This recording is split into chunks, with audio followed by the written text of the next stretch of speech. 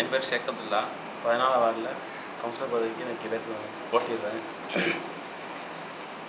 சங்க சார்பாக சம்ஸ்கிருத சங்க சார்பாக தேர்ந்தெடுக்கப்பட்டதில் நான் என்னை சம்ஸ்கிருத சங்கம் ஃபுல்லாக ஆதரவு தர்றாங்க.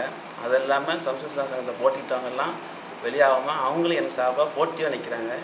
எந்த இதில் மற்ற தெருவுகளுக்கெல்லாம் எந்த பணிகளும் ஒழுங்காக செய்யலை.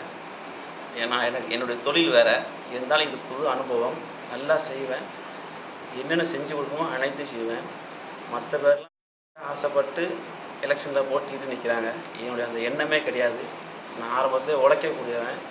கிட்டத்தட்ட 16-17 வருஷமாக சொந்த உழைப்பில் உழைச்சிட்டு இருக்கனால மற்ற பணிகள் என்னென்ன செய்யணுமோ யாரை கூப்பிட்டு எப்படி செய்யணுமோ இதுவரையிலும் என்னால் முடிஞ்சது. கரண்ட் இல்லைண்டா கூட என்னை ஃபோன் பண்ணி இதுவரையிலும் மூவ் பண்ணுறாங்க. நெசவாத்தரில் காளியாத்தரில் எல்லாருமே ஃபோன் பண்ணி என்னை கூப்பிட்டு கரண்ட் இல்லைண்டா மட்டும்தான் என்னை கான்டாக்ட் பண்ணுறாங்க. இதே சமயம் சாக்கடை பணி அந்த பணி எல்லாத்துக்குமே எனக்கு இதில் அனுபவம் கிடையாது. பஞ்சாயத்து அனுபவத்தை உள்ளே போயிட்டேன்னா அனைத்து பணிகளும் சீரசிறப்பாக செஞ்சு முடிப்பேன்.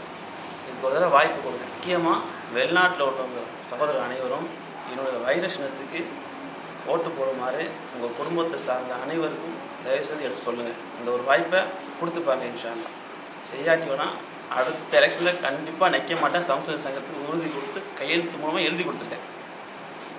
அஸ்ஸலாமு அலைக்கும்.